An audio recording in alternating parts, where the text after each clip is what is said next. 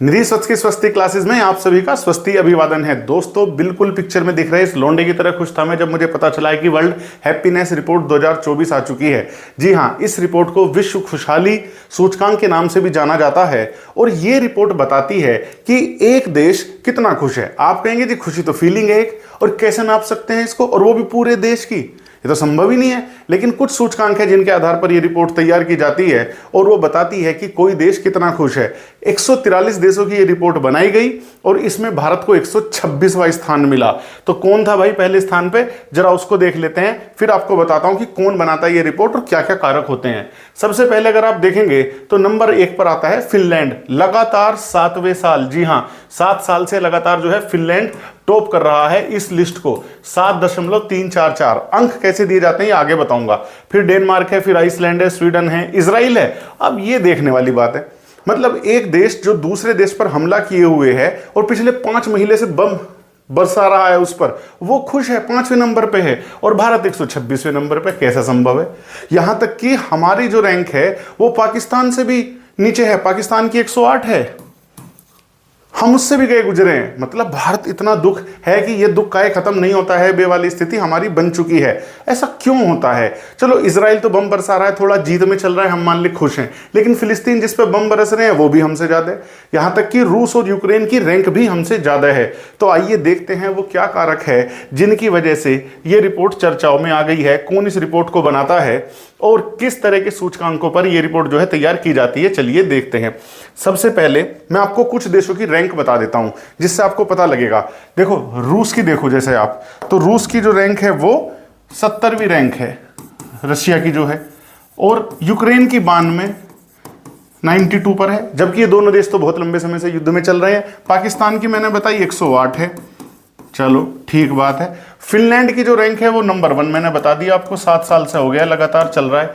Finland, Denmark, Norway, Sweden, ये देश तो हमें पता है कि भाई क्यों इनके यहाँ पर जो है ज्यादा खुशहाली लोग माने जाते हैं, क्योंकि इनकी जो हेल्थ है ना और जो एजुकेशन है वो दोनों या तो सरकार मुफ्त उपलब्ध कराती है या तो बहुत कम खर्चे पे है उपलब्ध कराती है, जनसंख्या भी कम है। लेकिन दुख तो जब होता है जब पाकिस्तान की रैंक 108 आ जाती है। मतलब भारत तो आपको पता ही है ना कि वो देश है जहां हमारे यहाँ लाइट भाग जाए हमें बिल्कुल परवाह नहीं है, लेकिन दूसरे के यहाँ अगर आ रही है तो हमें बहुत दिक्कत है। अरे दुनिया को खुश रहना हमने सिखाया, हम सर्वे भवन्तु सुखिनः सर्वे सन्तु निरामय कहने वाले हम हैं, और ये पश्चिमी देश आज हमें बता रहे हैं कि आपकी तो रैंक भैया 126 है 143 देशों में से। तो ये तो सोचने वाला विषय बन जाता है। सरकार कह रही है तो पैमाना ही खराब है, आंकड़े गलत है आपके। एसबीआई की एक रिपोर्ट आई है, वो कह रहे कि इस हिसाब से हमारी रैंक 48 होनी चाहिए थी। क्यों है ऐसा कि भैया इजराइल, फिलिस्तीन और यहां तक कि जो पाकिस्तान है वो देश भी हमसे ऊपर जा रहे हैं, और जो बाकी अन्य देश हैं हमारी तुलना में वो क्यों हमसे ऊपर रैंक लिए हुए हैं, इसको जानने की कोशिश करते हैं। वैसे सबसे नीचे जो है वो अफगानिस्तान चल रहा है 143 देशों में, और उसके बाद जो है लेबनान है। ये भी हमें ध्यान देने की जरूरत है। तो आइए देखते हैं कंसेप्ट शुरू कहां से हुआ।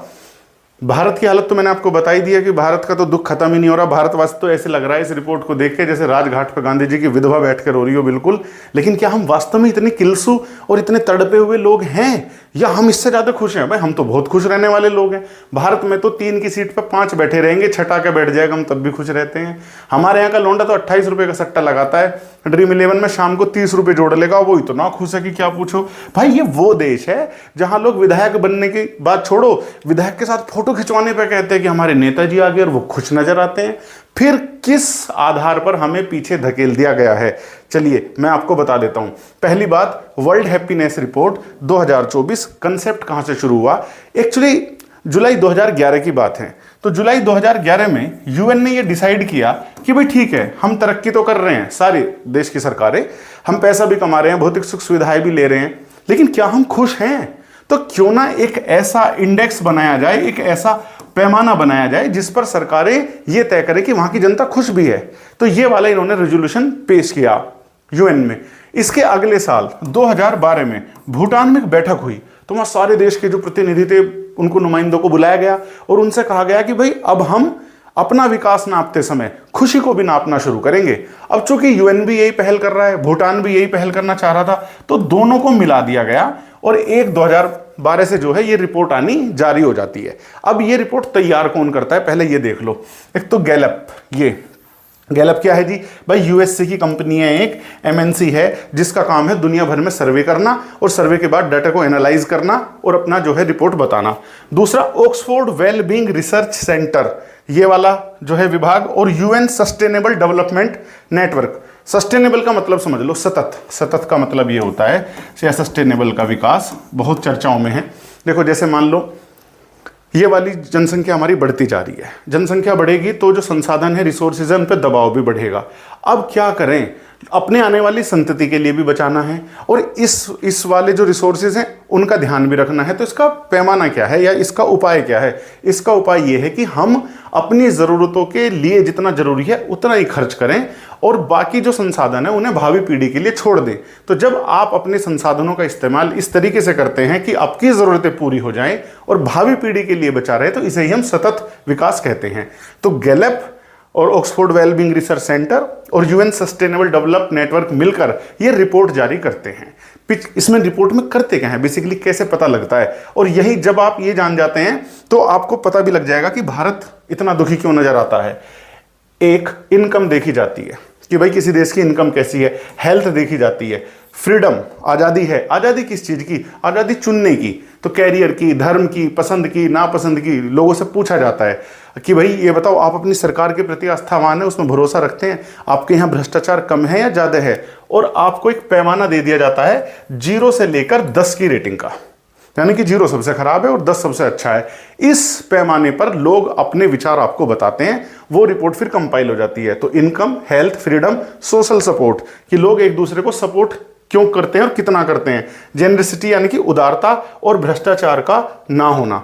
आप कहेंगे जी पाकिस्तान में हमसे कम भ्रष्टाचार है, या यूक्रेन में और फिलिस्तीन के हमसे ऊपर होने का कारण ये है क्योंकि ऐसा माना जाता है कि युद्ध काल के दौरान ये दूसरे देश के जो लोग हैं, यूक्रेन के और फिलिस्तीन के, एक दूसरे की बहुत सहायता कर रहे हैं। उदारता वाला गुण ज्यादा देखा गया, यहां तक कि रशिया में भी ज्यादा देखा गया, इसलिए देश जो है ये हमसे ज्यादा रैंक पाए हुए हैं। अच्छा जी, और अब्सेंस ऑफ करप्शन, भ्रष्टाचार की बात करें तो देखो जो नॉर्वे, फिनलैंड और डेनमार्क हैं, जो बिल्कुल ऊपर आए हुए कंट्रीज हैं, उनमें क्या होता है कि वहाँ पुलिसिंग सिस्टम बहुत बढ़िया है, टूरिस्ट के लिए बहुत बढ़िया सुविधाएं हैं और भ्रष्टाचार काफ़ी कम है, इसलिए इनकी रैंक तो चलो ऊपर चली जाती है। पाकिस्तान क्यों है जी हमसे ज़्यादा?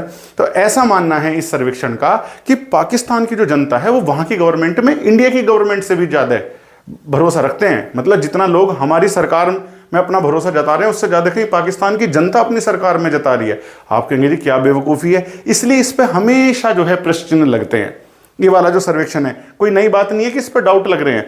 दूसरा मैं आपको ये भी बताता हूं कि वो असली कारण क्या है जिसकी वजह से भारत आपको बहुत पीछे नजर आता है और ये सारे देश ऊपर नजर आते हैं। देखो एक चीज है, एक है ये वाला जो पैमाना है, ये 2 चीजों पे नापा जाता है। एक तो आपके भौतिक कारक, भौतिक कारक में मतलब सुख सुविधा, कि ठीक है आपके पास कितना पैसा है, धन दौलत है, गाड़ी है, एक तो इस पे तोला जाता है। दूसरा ये जो पैमाना है ये व्यक्तिगत जो चॉइस होती है ना चुनने की, उस पे ज्यादा फोकस करता है, जबकि जो भारत देश का जो चरित्र है उसको समझने की जरूरत है। भारत देश मूल रूप से धर्म की बात करता है, आस्थावान देश है, बहुत ज्यादा आध्यात्मिकता की बात करता है, और ये वाले सारे ही पैमाने उसमें नहीं गिने जाते हैं। आप देखो धर्म के नाम पे, कभी निर्मल बाबा के नाम पे कि कभी बागेश्वर धाम पे, हमारे यहाँ कितनी भीड़ रहती है, लोग वहीं खुश हैं, आस्थावान एक दूसरे के। दूसरा कारण ये भी है, ये नाप रहा है पैमाना व्यक्तिगत चॉइस को, और हमारे यहाँ हम समुदाय की बात करते हैं, हम परिवार की बात करते हैं, हम जन कल्याण की बात करते हैं। इन पैमानों पे तो आप नापते नहीं हो। और भारत में चुनाव भी नजदीक आ रहे हैं, ये भी एक कारण होता है कि जब इस तरह की रिपोर्ट आती है तो ये हल्ला तो काटती है कि भाई जनता तो आपकी सरकार में यकीन ही नहीं रखती। इसलिए इन प्रोपेगेंडाओं से बचने की जरूरत है। भारत खुश है क्योंकि भारत जानता है खुशी का आधार क्या है, और मैं बता देता हूं खुशी का आधार क्या है। देखो जितना भी यूरोप का और अमेरिका का आप यात्रा अपनी देखते हो वो सारी बाहर की यात्रा है, नए channel, 2G, 3G, 4G, 5G सब बाहर की यात्रा है। भारत ने जब सुख खोजा है अपने भीतर खोजा है, अंदर की यात्रा करी है। हमारे यहाँ जिजीविसा देखो आप, मलंग हैं, साधु हैं, फकीर हैं, अल्लड़ मस्त मोले बिल्कुल खुश रहते हैं। अरे आप दूर क्यों जाते हो? ये जो विदेशी आते हैं और जिन गंदे नालों को देख के नाक भौं चढ़ा लेते हैं, उनके किनारे तो हमारे फास्ट फूड की सबसे बढ़िया दुकानें खड़ी होती हैं। नहीं देखते आप? ब्रेड पकौड़ों की, चाय की सबसे बढ़िया दुकान शहर की कहाँ मिलेंगी? सबसे गंदे नाले के करीब मिलेंगी। और भाई साहब वो जुलाई अगस्त की जो है गर्मी चल रही है, पसीनों में लथपथ है, पता नहीं तेल में क्या मिला रहा है। जिस रिफाइंड ऑयल को देख के ना इन लोगों को विदेशों को उबका ही आ जाए, उसको तो हमारे वाले जैस्मिन ऑयल की तरह पीते हैं।